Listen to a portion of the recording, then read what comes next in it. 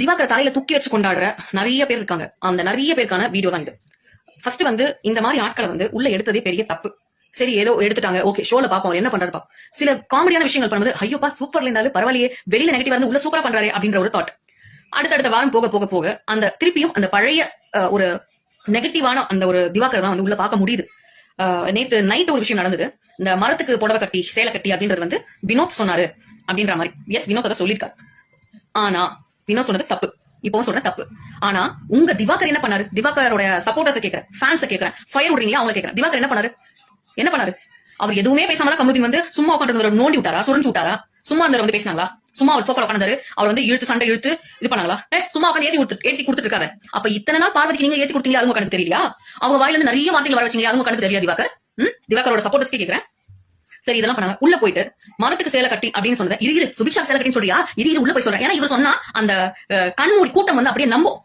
சபரியான் கோ வந்து நம்புவாங்க. அதனால வந்து கண்மூடித்தனமா அதை நம்பி வந்து நேத்து பயங்கரமான சண்டை போச்சு. சரி ஓகேடா சுபிக்ஷா சொல்ல, ஆனா மரத்துக்கு சேலை கட்டின்னு சொன்னியா அப்படின்றத வந்து சபரி வந்து ஞானி மாதிரி கேட்டார். நான் சபரிக்கு ஒண்ணு சொல்றேன். சபரி, மரத்துக்கு சேலை கட்டின்னு சொன்ன வார்த்தையை கேட்டேன். நீங்க எதனால அந்த வார்த்தையை யூஸ் பண்ண? திவாகர் அப்ப என்ன சொன்னாரு? நீங்க என்ன சொன்னீங்க அப்படின்னு ஒரு வார்த்தை திரும்பி பார்த்து திவாகர் கேட்டீங்களா? இல்ல அன்னை தெரசா கனி இருக்காங்களே அவங்க கேட்டாங்களா?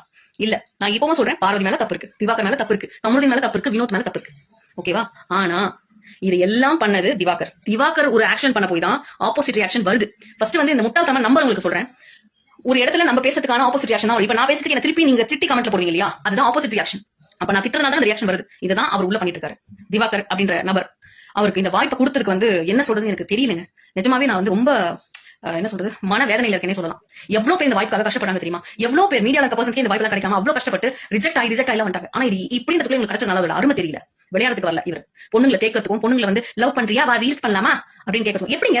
கூட வந்து தங்கச்சியா பழன பொண்ணு வேற யாரோ ஒரு கல்யாணம் பண்ணிட்டு நானே பண்ணிக்கிறேன் எப்படிங்க சொல்ல முடியும்? அதால கூட பிறந்த தங்கச்சி யாராவது சொல்லுவாங்களா? அப்ப இன்னைக்கு இப்படி பேசுறான் அம்மாவே கல்யாணம் பண்ணிக்கலாம் கூடுவானா?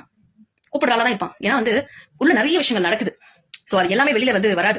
அப்படி வந்துச்சுன்னு வச்சுக்கோங்களேன், முதல் ரெக்கார்ட் கமருதீனுக்கு சொல்லிட்டு இருக்கீங்களா, முதல் ரெக்கார்ட் திவாகர் தான் தரணும். ஏன்னா அந்த மாதிரி விஷயங்கள் நிறைய உள்ள நடக்குது.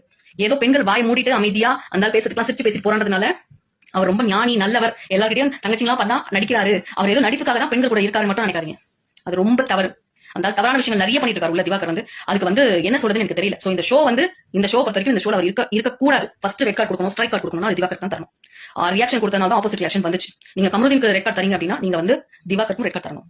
ஏன்னா அவர் சீன்றனால தான் இங்க சண்டை வருது.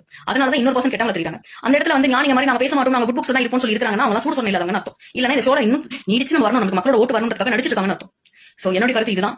அண்ட் இந்த வாய்ப்பை வந்து மதிக்க தெரியாதவங்களுக்கு வாய்ப்பு கொடுத்து வச்சிருக்கீங்கல்ல, என்ன சொல்றதுன்னு தெரியல நிஜமாவே. இந்த வாய்ப்பு கிடைக்காம எவ்வளவு பேர் வெளியில கஷ்டப்படுறாங்க தெரியுமா?